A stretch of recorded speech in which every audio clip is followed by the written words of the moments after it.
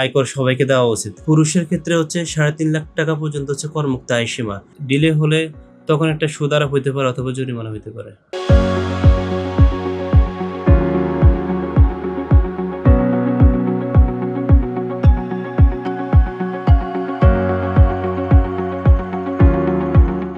আমি অ্যাডভোকেট মোহাম্মদ নাহিদ হোসাইন, সদস্য ঢাকা আইনজীবী সমিতি এবং সদস্য ঢাকা ট্যাক্সেস বার অ্যাসোসিয়েশন।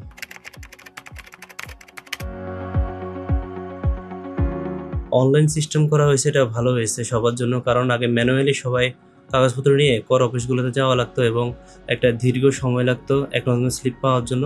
তো এই সমস্যাগুলো সমাধানের জন্য এবং অধিক পরিমাণ কর রাজস্ব আরোহণ করার জন্য এই সিস্টেমটা চালু করা হয়েছে।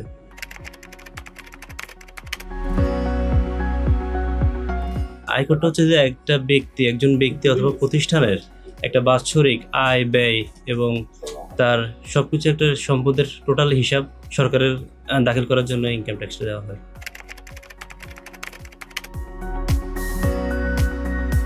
বাংলাদেশের আইনে যেমন নির্দিষ্ট পেশা, ডাক্তার, আইনজীবী, প্রকৌশলী, চার্টার্ড অ্যাকাউন্টেন্ট, কনসালটেন্ট, ওনারা এবং যাদের করযোগ্য আয় আছে তারা কর দিতে বাধ্য।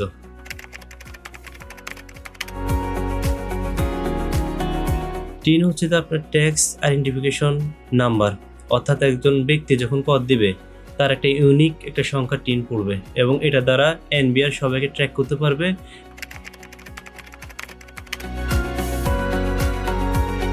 অনলাইনে টিনটা দেওয়ার সিস্টেম হচ্ছে যে এনবিআর কর্তৃক যে নির্দিষ্ট ওয়েবসাইট আছে ওখানে গিয়ে আগে রেজিস্ট্রেশন করা লাগে। সবার টিন যে নাম্বার এবং বায়োমেট্রিক ফোন নাম্বার দিয়ে রেজিস্ট্রেশন করে তারপরে যে তারা ওখানে ফর্ম পূরণ করে নির্দিষ্ট ওয়েতে এটা জমা দেয়।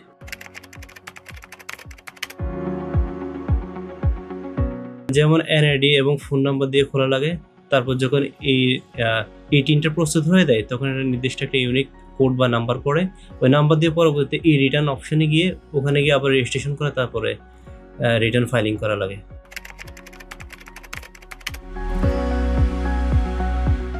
যাদের আয়কর যোগ্য ইনকাম আছে তাদের আয়কর দেওয়া বাধ্যতামূলক, যেমন ডাক্তার, ইঞ্জিনিয়ার, প্রকৌশলী, চার্টার্ড অ্যাকাউন্টেন্ট, কনসালটেন্ট এবং বিভিন্ন কোম্পানি বা ফার্ম, এনজিও, এওপি ওনাদের উপর বাধ্যতামূলক।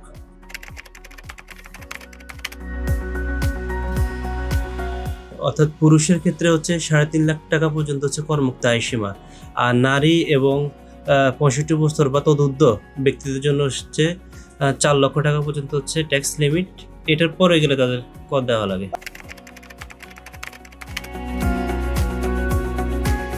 নারীদের ক্ষেত্রে কম কেন? এটার প্রধান যে আমার মতে সেটা হচ্ছে যে নারীরা পুরুষের মধ্যে তাদের সুযোগ সুবিধা কর্মক্ষেত্র থেকে শুরু করে সব কারণে তারা একটা প্রতিবন্ধকতার সৃষ্টি হয়, যার কারণে এখানে যে 50,000 টাকা আমাদেরকে বাড়তেই ট্যাক্স লিমিট করে দেওয়া হয়েছে।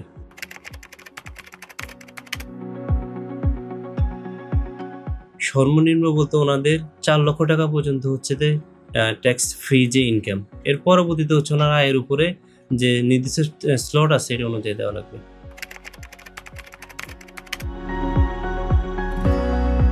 একজন ব্যক্তি যদি সর্বনিম্ন অর্থাৎ কর ঢাকা এবং চট্টগ্রাম সিটি কর্পোরেশনের ক্ষেত্রে হচ্ছে 5,000 টাকা এবং অন্যান্য মফস্বল সহ হচ্ছে 3,000 টাকা সর্বনিম্ন কর দেওয়া লাগে।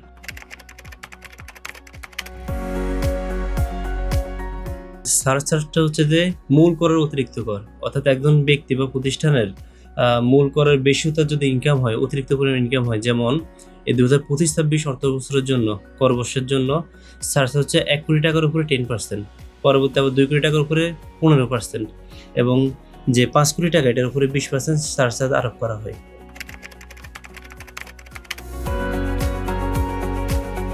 যে ডিসিটি আছে উনি আপনাকে শোকজ নোটিশ দিতে পারে এবং আপনার বিরুদ্ধে সর্বনিম্ন জরিমানা 50,000 এবং সর্বনিম্ন 5,000 এবং সর্বোচ্চ 50,000 টাকা জরিমানা হতে পারে। এছাড়া আপনার ফৌজদারি লায়াবিলিটিও আসতে পারে, 1 বছরের জেল জরিমানা ইত্যাদি হতে পারে।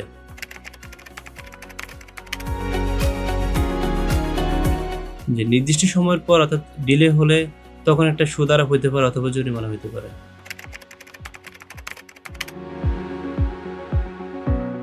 বেসিক পার্থক্য হচ্ছে যে কাগজপত্রে হচ্ছে যে ম্যানুয়ালে যখন দেওয়া হয় তখন আমাদের সময় লাগে অনেক, অ্যাকনোলেজমেন্ট স্লিপ পাইতেও সময় লাগে এবং যে সার্টিফিকেট এগুলো ইস্যুতে একটা দীর্ঘ সময় লেগে দেয়, যার কারণে আমাদের অনেক সময় এবং শ্রম ব্যয় হয়। আর অনলাইনে হচ্ছে যে 24 ঘন্টা আপনি যে কোনো সময় আপনি অনলাইনে দিতে পারেন এবং কাগজপত্র স্ক্যানিং করেও দেওয়া যায়।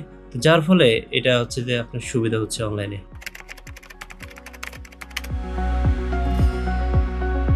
আপনি যদি চান তাহলে আপনি আপনার মোবাইল অথবা স্মার্টফোন থেকে বা পিসি থেকেও আপনি দিতে পারেন, অথবা আপনি কোনো যে আয়কর আইনজীবী আছে যারা এক্সপার্ট তাদের মাধ্যমে দিতে পারেন।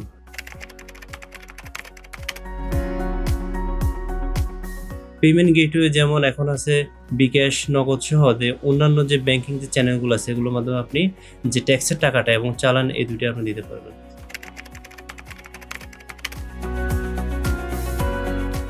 অনলাইন রিটার্ন জমা দেওয়ার নিয়মটা হচ্ছে যে এনবিআর কর্তৃক যে ওয়েবসাইটটা আছে যেমন etaxnbr.gov.bd, এইখানে গিয়ে আপনি এই রিটার্ন অপশন আছে, এখানে রেজিস্ট্রেশন করে তারপর লগ ইন করে এরপরে আপনার শ্রেণী অনুযায়ী আপনি যদি ব্যক্তি হন তাহলে ওই ফর্মেটে আপনি জমা দেওয়া লাগবে, যদি প্রতিষ্ঠান হন বা কোম্পানি হন তখন ওই ফর্মটা আপনাকে জমা দেওয়া লাগবে। ম্যানুয়াল এখন তো সবার ক্ষেত্রে নাই, যেহেতু অনলাইন বাধ্যতামূলক হয়েছে, যেমন 65 বা ততোর্ধ্ব লোক বা বিদেশে অবস্থানরত ব্যক্তি, এই যে কিছু ক্ষেত্রে কয়েকটা ক্ষেত্রে আপনি ম্যানুয়ালি গিয়ে জমা দিতে পারবেন। তখন আপনি আগের ফর্মেটে হাতে এগুলো লিপিবদ্ধ করে আপনার আয় ব্যয় থেকে শুরু করে সব কিছু আপনি অ্যাটাচ করে যে সংযুক্তিগুলো আছে তখন কি আপনি যে কর অফিসে জমা দেওয়া লাগবে, যে ট্যাক্সেস জোন আছে।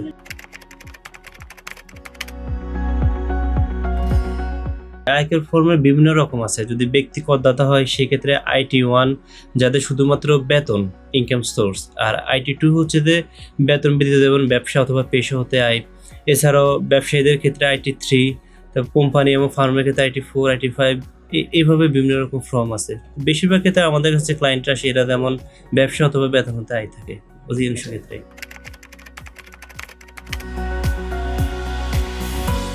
চাকরিজীবীরা সেই সেম ওয়েতে তার যে বেতন বিবরণী ইয়ারলি যে স্টেটমেন্ট ওটা নেওয়া লাগবে, তার যদি ব্যাংকের স্টেটমেন্ট এবং তার যদি কোনো সঞ্চয়পত্র থাকে অথবা ডিপিএস বা কোনো বিনিয়োগ থাকে এবং ল্যান্ডের যে ডকুমেন্টগুলো আছে এই সব কিছু নিয়ে অনলাইনে ওনারা এই রিটার্ন অপশনে গিয়ে ওনারাও পারবে অথবা আয়কর আইনজীবী বা এক্সপার্ট কাউকে দিয়ে করাতে পারবে।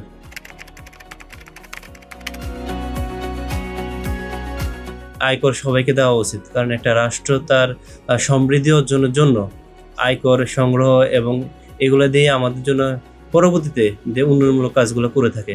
তো আমার মতে আমরা সকলেই আইনের প্রতি শ্রদ্ধাশীল হব এবং আয়কর নিয়মিত দেব।